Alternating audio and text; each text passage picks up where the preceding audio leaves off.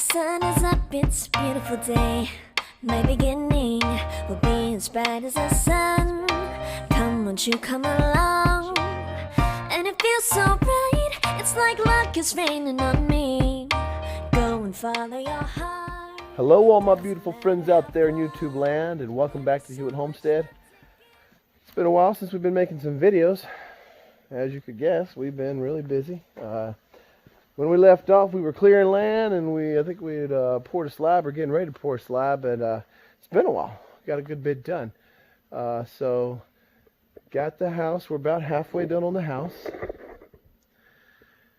Here she is. She's going to be nice when she's done. We are waiting for, let's see, we are waiting for trades to get finished. I'm going to do backlit. Hopefully the light catches up. Waiting for trades to get done. We've already stocked with drywall. We've got a few more windows to get put in. Then we'll be insulating and drywalling, and it's going to be good. We are excited about getting this house done. It has been stressful. It has been tough. Been working a lot of long, hard hours. Just to be able to pay for it all, and the whole time all of our dreams and aspirations of homesteading have been kind of put on the back shelf. I mean, we're still working towards them, getting land cleared. I still work on clearing land when I get a few days off here and there. We still have our collection of fruit trees. We did get a couple of freezing days this winter, a couple weeks ago, and most everything's lost most of its leaves. I'm hoping that the fruit trees themselves are still alive. And we'll know for sure when spring comes around, and we'll see what pops its leaves back out. But we've added to our collection of fruit trees. Like I said, we haven't put them in the ground yet, but we'll be working on that soon. But you know, let's see. So we had two storms roll through this summer. A weak hurricane and then a tropical storm, and we had a lot of high water back here. We did end up losing a set of trees over here. Not sure which ones they were. They were just some water oaks. You see I've cut up all the branches. We just got to get them piled up and burned off. But yeah, you see the big root ball right there. And all the debris here. So yeah, so this is what the house looks like from the river looking towards the back of the house. And guys, we are so excited about getting in this house. We've been living in this RV on this land for over 2 years now. And I don't know how long it's going to take to finish. Maybe 3 months, maybe 4 months. I guess it could take like 5 more months, but I hope it doesn't take that long. It shouldn't take that much longer. But yeah, I think it could be done in about 3 months. That'd be super. Be moving in by like the end of March, beginning of April. So that's where we are on the house. And coming back up here to the front yard where most of the land is. This is what we've been working on here. Now you've already seen this, that I've cleared this. I showed this in the last video. This is going to be the area right here that we try this year for garden space. My next project that I'm going to work on is going to be some kind of chicken coop, mobile chicken coop. And I want to set the chickens up right there with the electric netting, and probably do that, hopefully do that very soon, so that the chickens can be, I'm just going to keep them closed in right there where we're going to put the garden. And even though there's not much forage or foliage there for them to eat, I'll just be feeding them some grain or whatever, but I'll let them live there. I'll probably, you know, when I have days off, I'll go harvest grasses and leaves and stuff, throw it in there for them to have that.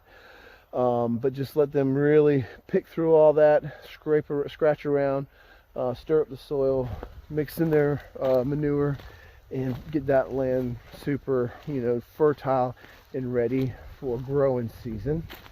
So that's where we came from, and this used to just be a simple little side-by-side trail for the four-wheelers and side-by-side, and I've been clearing and widening that out. I cleaned up in here around this bamboo. This really turning out to be a really cool little feature here on the property that we didn't even know we had when we first bought it. But cut down a bunch of the old dead stalks, and you really just have this cool canopy of bamboo or river cane. It's one of the two. I'm not sure which one it is. There's the old shack. I've also got some ideas of possibly turning that into like a stationary chicken coop, or maybe just trying to get it weather tight, so it could just maybe be a storage shed for us. That's going to take a lot of work and some time. Make sure that it's safe and stable, but that's something else in the future possibly. So this is the latest area that we cleared.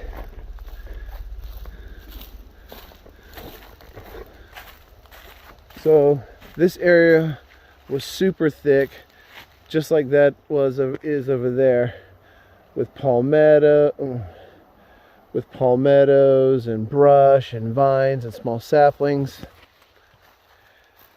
Went through with the DR mower, mowed a lot of the vines and a lot of the small saplings. Then we went through with a chainsaw and cut all of the small trees. You see my different piles of logs laying around. And then when we cut those trees down, then when we cut the saplings down in the smaller trees, we ran over them and their branches where they laid with a DR mower, and really just chopped up and mulched up everything. You see how many leaves and small, sticks and twigs we have on the ground, and you see the leftover medium-sized branches. I gotta clean these up. Probably end up just burning those up and spreading the coals and ash around. Still have some decent sized trees to get, chopped up and processed. And then we're going to keep moving that way towards the front of the property. And so this will be pretty cool to see. So that's what it looks like when it's done, leaving only the big mature trees.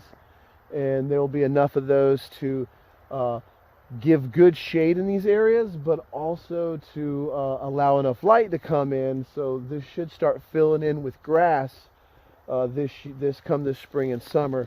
The grass should start to grow. I'm looking like right over here. I'm already starting to see some grasses pop up. And that should continue just to spread throughout all this area right here. Now this is an area that I just hit last week with the mower. So I went through here with the DR mower. Okay, this looked like all that over there, right? So then you pass through an area with the DR mower and you get it looking like this. And now you can safely walk through here with a chainsaw and cut down these medium-sized trees safely and get them chopped down. And then you bring the DR mower back over top of them again to mulch up all of their branches, and you're just left with the trunks. And then you process the trunks up, stack them up, move them out of the way.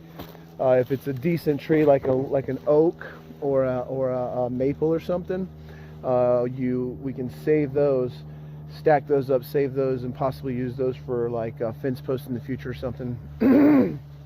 But a lot of these things are just like weed trees, shrubs really, that have just gotten so big they look like a tree, but they're not. And usually when those have been cut for a few weeks or a few months, the trunks are they're very dry and brittle. They just break up and fall apart pretty easy. This is the area that we cleared this past year, and you can see how much grass. This had not a necessary. I think we cleared this area, I want to say April or May. So it only had like June, July, August, and a little September to really grow grasses, and it's done well. There's a good bit of grass that grew in here. Some of these, some of these weed shrubs still, started to grow back in, but as you can see, there's a lot of grasses mixed in here with it. And the more we just keep cutting it, the shrubs and the vines and stuff are going to, eventually die off, and the grasses will just take over. So we're working, guys. I know I'm not making a lot of videos because I haven't been doing a lot of work, and not a lot has changed or been changing around here, other than just doing more thinning and clearing, but nothing very exciting per se. But as this house gets wrapped up and I have to go to work a lot less, I can spend more time and more days here working on stuff here at the property. We're going to start getting some more videos out. Like I said, the next thing coming up probably on my next off day, which will probably be next week, because I'm filming this video here on Friday. Tomorrow is Sabbath day, and we don't do any work on Sabbath day, we rest. So I probably won't have another day off until next week, probably next Friday. So probably next Friday I will hopefully get everything ready, and throughout the week get things ready.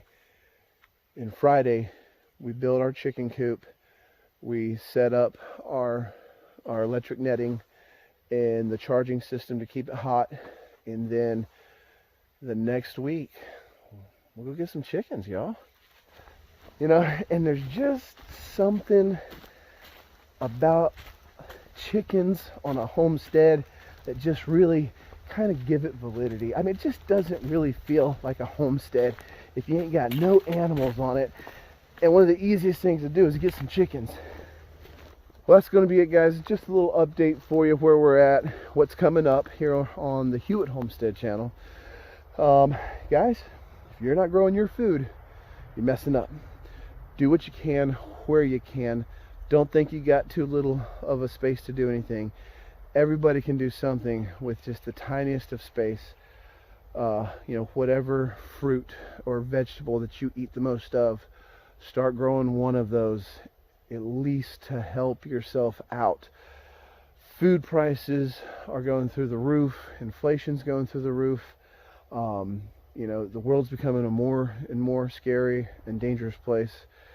And we all need to be getting right with the Lord, getting in His Word, and getting back to the land, growing as much of your own food as possible. Alright, guys, I love you. Thanks for being here and watching our videos and hanging out with us. Get outside and get busy. Do something. See you again soon, Lord willing. Bye-bye.